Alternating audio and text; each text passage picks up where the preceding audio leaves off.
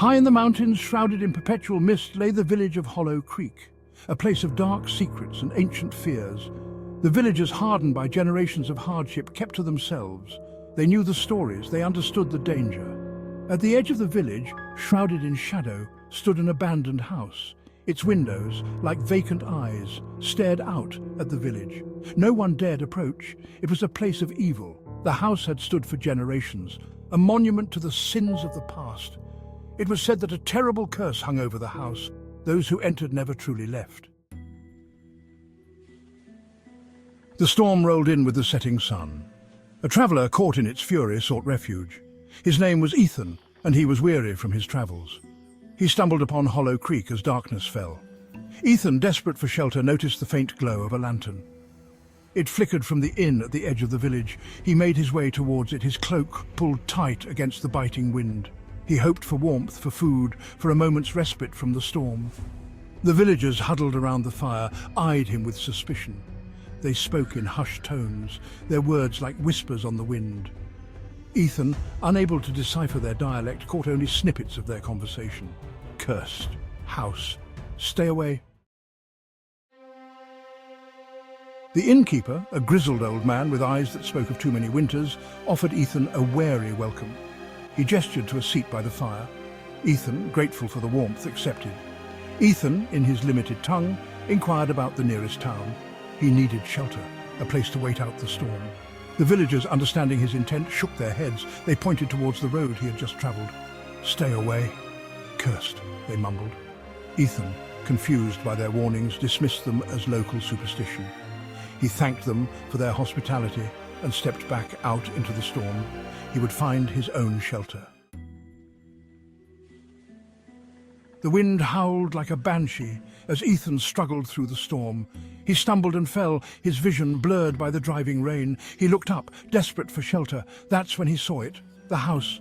It stood on a hill overlooking the village, its silhouette a dark omen against the raging sky. Light, faint and flickering, emanated from a single window. Ethan, hope surging in his chest, pressed on. He didn't see the villagers watching him, their faces etched with dread. Ethan reached the house.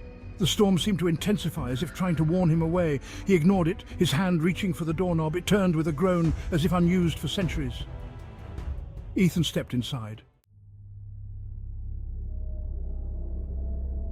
Section 5. Whispers in the dark. The air inside was heavy, thick with the scent of decay and something else. Something indefinable and unsettling.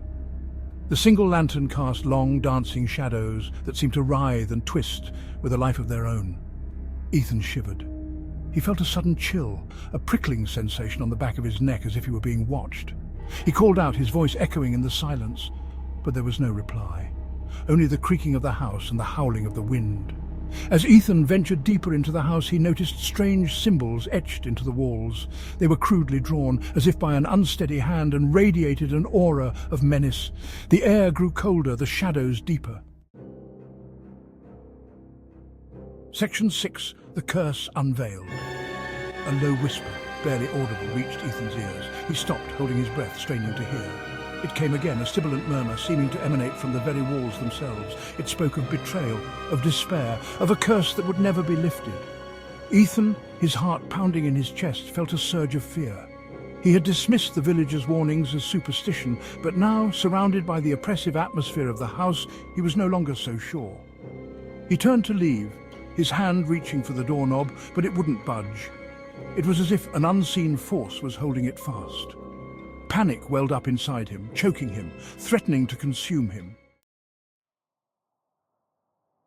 Section 7. Panic and flight.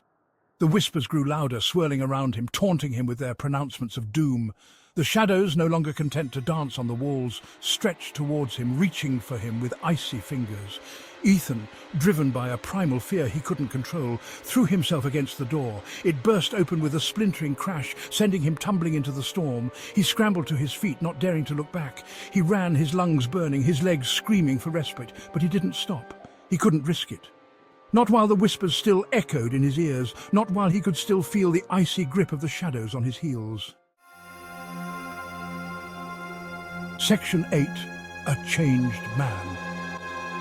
Ethan didn't stop running until he reached the outskirts of the village. He collapsed on the muddy ground, gasping for air, his body racked with exhaustion and terror. He looked back at the house, barely visible through the driving rain. He could have sworn he saw a figure silhouetted in the window, watching him. Ethan, forever marked by his experience, limped away from Hollow Creek.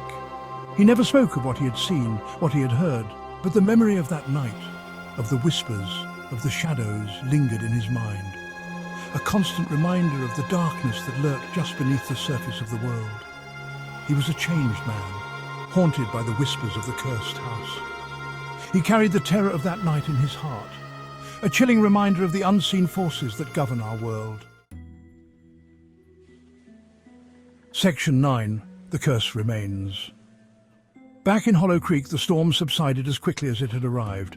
The villagers emerged from their homes, their faces grim. They had known. They had always known. The house on the hill stood silent, shrouded in mist once more. The curse was not broken. It was a hungry thing, that curse. It fed on fear, on despair. It was only biding its time, waiting for its next victim. Life in Hollow Creek returned to its eerie normalcy.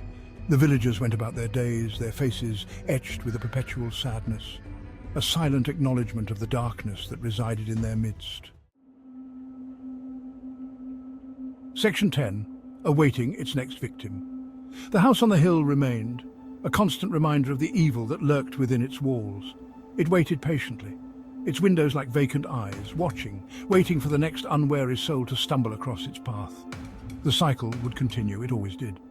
Some say that on stormy nights, when the wind howls through the eaves and the shadows dance in the moonlight, you can still hear the whispers, whispers of betrayal, of despair, of a curse that will never die. The villagers of Hollow Creek know this to be true. They always have, and they always will, for they are bound to the curse of the house on the hill just as surely as its next victim will be.